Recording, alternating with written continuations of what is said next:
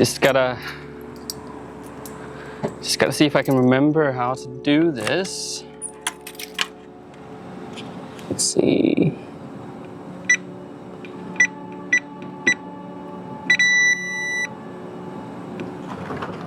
Yes. All right. Let's go inside.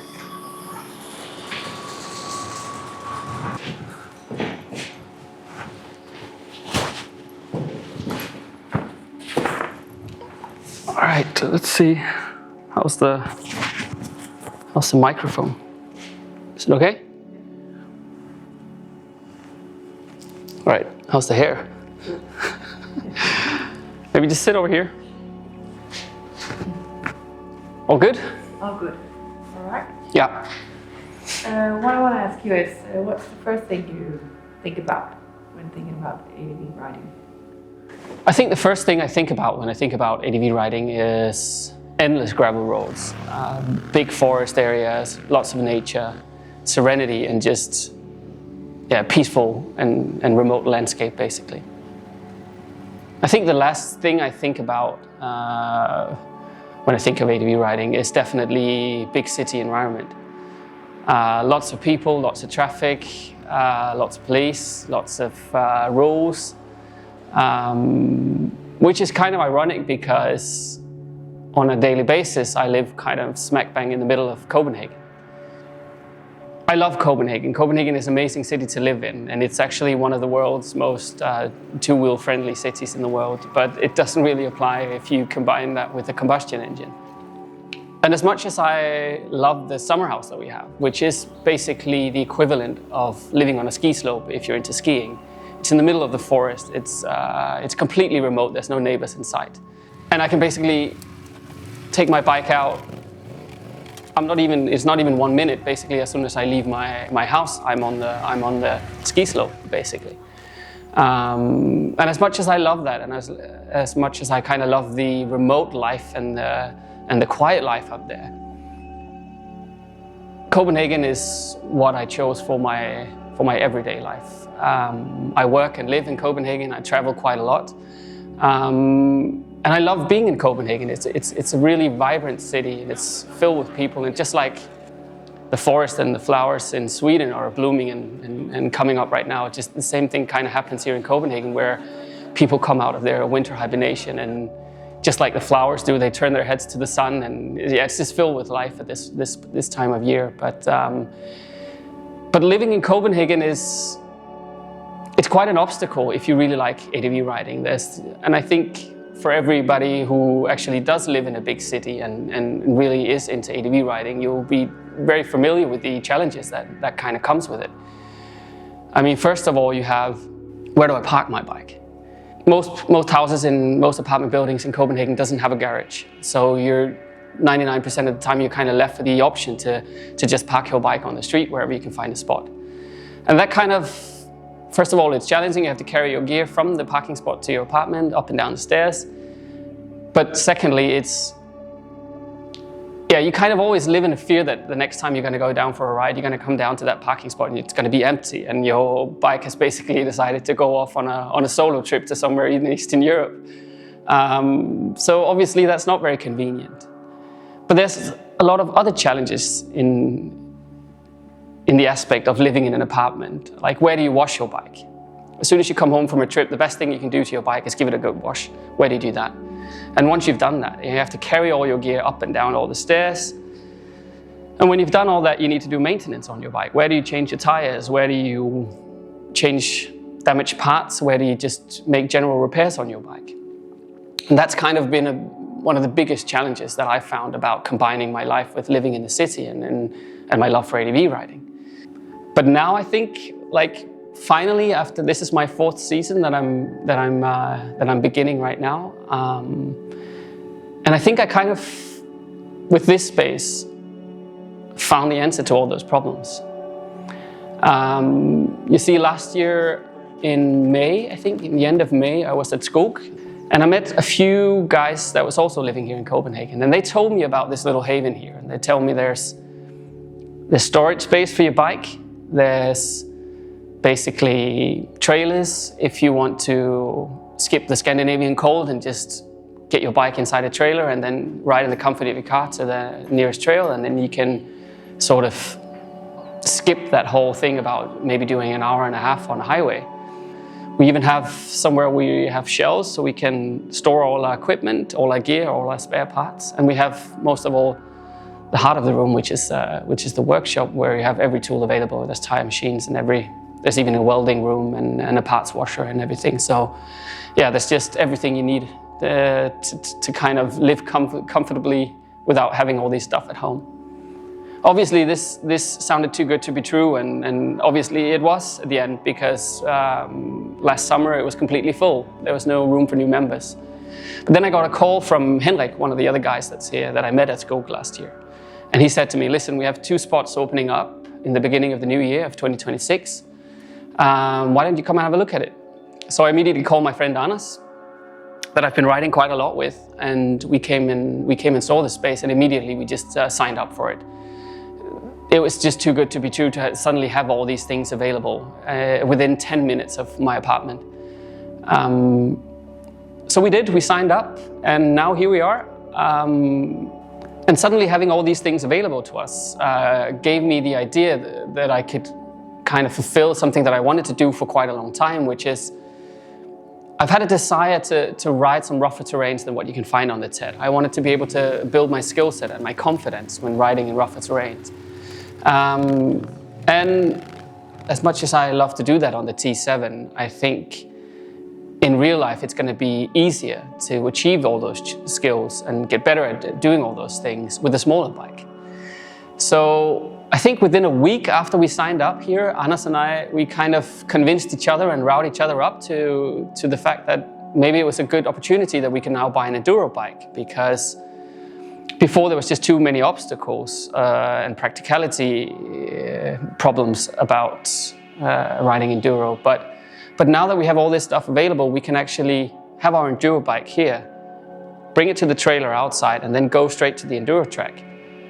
Come back, wash our bikes, do all the maintenance service in here, and it's just so much more convenient than what we were able to do before. And I think having that small bike and having all the amenities that I need to do that in here is going to be great for the next year coming on. A lot of people who have seen some of my videos before, they know who Rasmus is, and he's our Swedish friend, and he's been riding enduro for quite a few years. So of course we ended up reaching out to him. He helped us pick out, first of all, which type of bike we should buy, which brand we should buy, what year we should buy, what's the best option. He also went with us when we had to look at the bikes and check that everything was kind of in a decent enough state.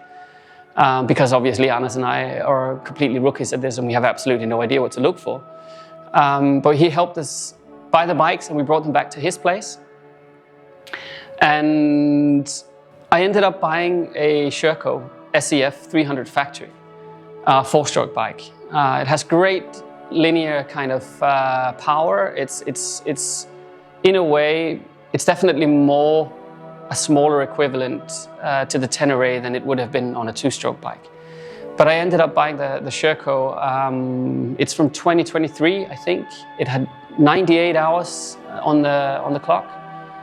And it was in really, really good shape. But obviously, for everybody who knows me, I like to make things my own, and I really wanted that new bike feel. So even though I bought a used bike, I ended up restoring it with new plastic kits, new decal set, new handlebars, new bash plate, new foot pegs. For now, I've done all that I actually wanted to do with the bike. It feels like a new bike and it looks almost like a new bike. It really has that new bike feel for me. So at this point, there's not much left to do than drag it out of here, put it in the trailer, and then go for an epic ride somewhere. And that's basically it.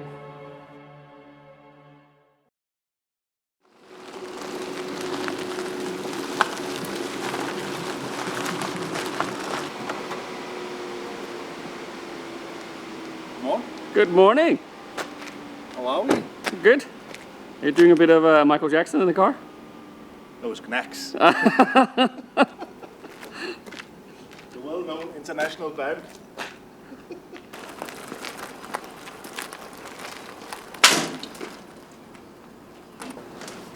Is that the new straps that we bought? Nope. No? The new straps that we didn't buy. That we didn't buy. I just remember now that I never actually bought them. I just looked at them. Okay, that's a project for next week then. Yep. It's a bit freezing this morning. It's absolutely freezing, but Sun is shining and there's no wind. I mean the forecast, and the forecast never lies, does it? No, never. So, no, it looks great. Yeah. I should be good.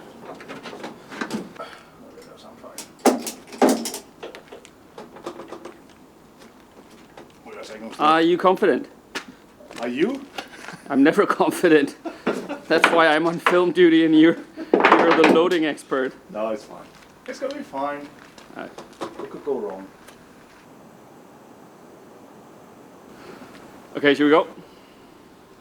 Huh? Are we ready to go? I mean, I think so. Fuel stop?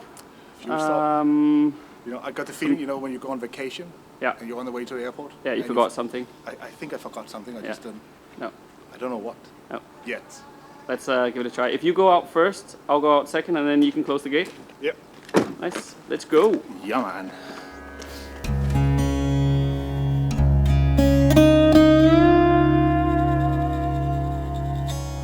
It's a beautiful morning.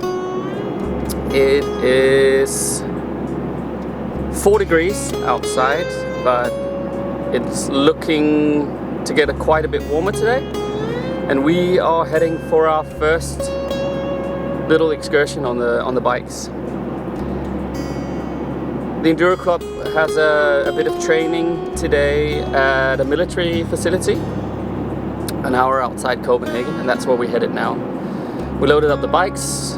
We need to load up on a bit of fuel, both for the bikes and for ourselves, and then we're about to set off on the premiere ride of the Sherkos. It's going to be really nice. They both survived? They did. Of course. Still standing? Still standing. Yeah. No damage to very nice new plastic. Nope. Yet. Very important.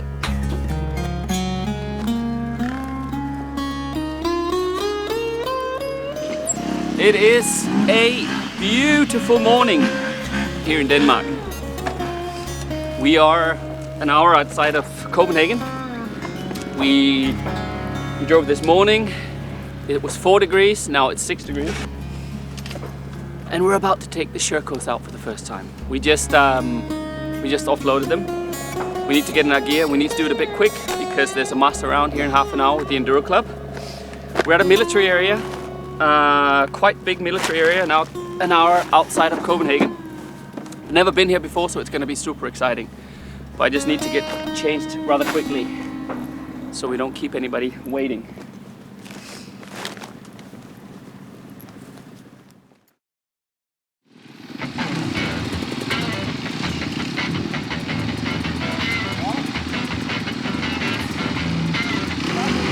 Yep.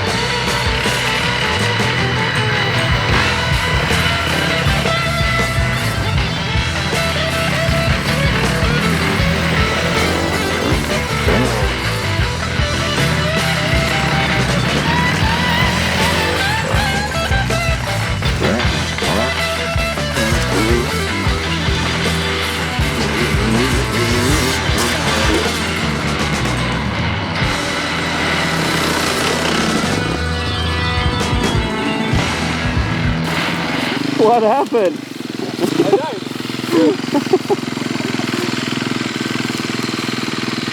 There's a tree I hit. That one, the small, that one. I think it's this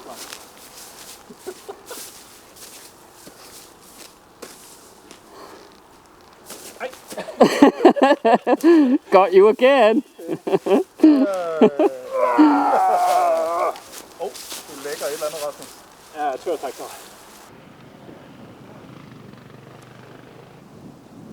Sit rep. We've done a few laps. The christening is over, the baptism is over. We're just having a bit of lunch break.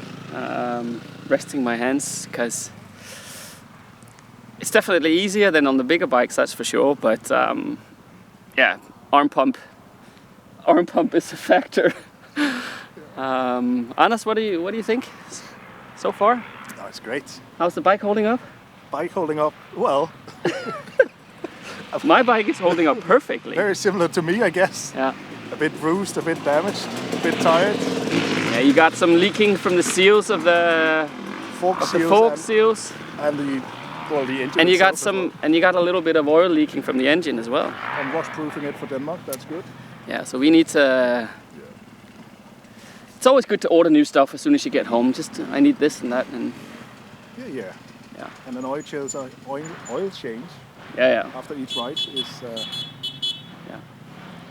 But so far so good. Amazing fun. It's really good track here. It's quite long. I'm sure Rasmus, he could do it in half an hour. What does it take us? I don't know. 45 minutes I lost maybe? complete track of time. I think 45 minutes, thereabouts. I think so, for one lap.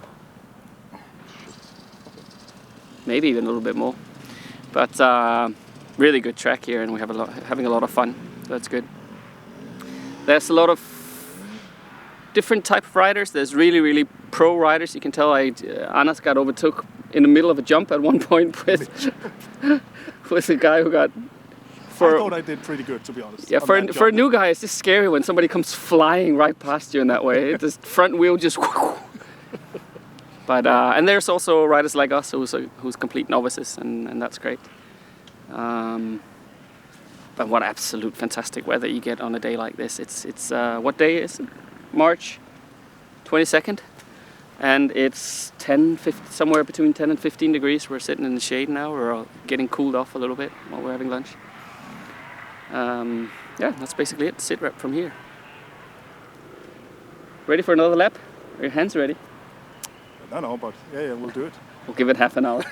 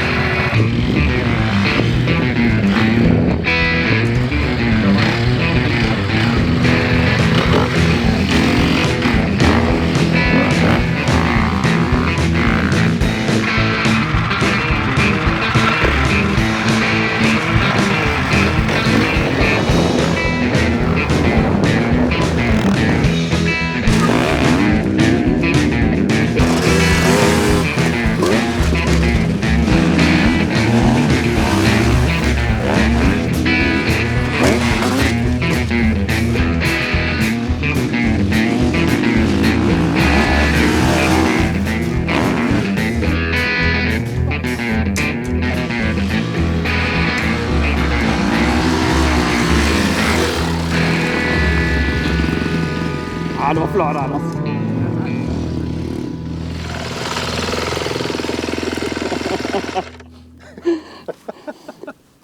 Aren't you a pilot? Not like these guys, man. Fuck me, man. That was a pretty sweet jump, my man. Who are you? 17 years old? 19 actually. 19. 19. 19 and not a care in the world.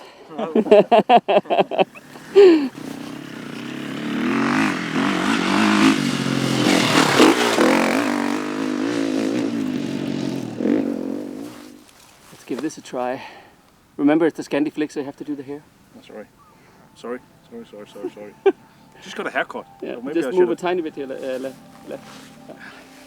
Ellers. Hej der. Kom. Tak for i dag, min ven. Tak for al hjælpen Ja, tak. med at fikse alt for os. Ja. Right hard. Ja. There we go. How was it? Oh, it's fun. Yeah, Fun. so much fun. Really, really fun. But Yeah. also, I mean, Actually, my hands are a lot better now than they were in the beginning of the day. yeah. After the first run, my hands were completely dead. Yeah, I had the third run. Everything was dead, Yeah. basically. The Yeah. bike as well. Oh, we kind of fixed it. Yeah, we did. But what an epic day. What a fucking... I could beat that out. What a fucking great start to the season this was. I mean, Oh, it put a smile on my face all day. it's March. Yeah. It feels like it's like 15 degrees. Yeah. Probably isn't, but it feels like it. I think it's definitely been close to like 15 degrees. Yeah. There's a bit of wind now and it's not even cold. No. What a great start. The Yeah. bike's held up. Your bike had a little bit of a problem with the gasket in the clutch. Yeah. Had some leaking oil from that. We kind of fixed it. Well, it's temporarily fixed. Yeah, it's temporarily fixed. And it needs to be It's permanently fixed now, of silicone course. gasket stuff. And your fork was leaking a little bit as well. Well, And mine was just running perfect. well, there's two options. Either the fork seal is better now, or Yeah. all of the oil has Has drained out. left the fork. Let's hope it's gone better. But Yeah. it's magically No. healed itself. Oh, I have a few things to do, but Yeah. I guess that's part of enduro as well. Yeah, exactly. Constant work. But, Maintenance, something yeah, to yeah. do, Yeah, exactly. something to keep you busy. Yeah, I have nothing to keep me busy otherwise, of course. I'm pretty excited about the 2026 season. No, it's gonna be great. Yeah. I mean, this This is what we've been missing a little bit. We always go to Sweden and we always try to find the hardest tracks we can find.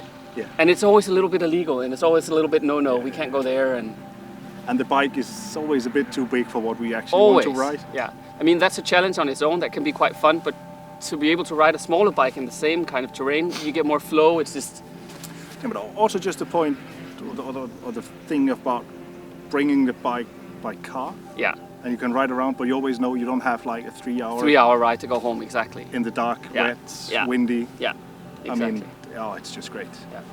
And be able to do it in Denmark, by the way. Fucking awesome. That's it. It is. On to the next one. Yeah.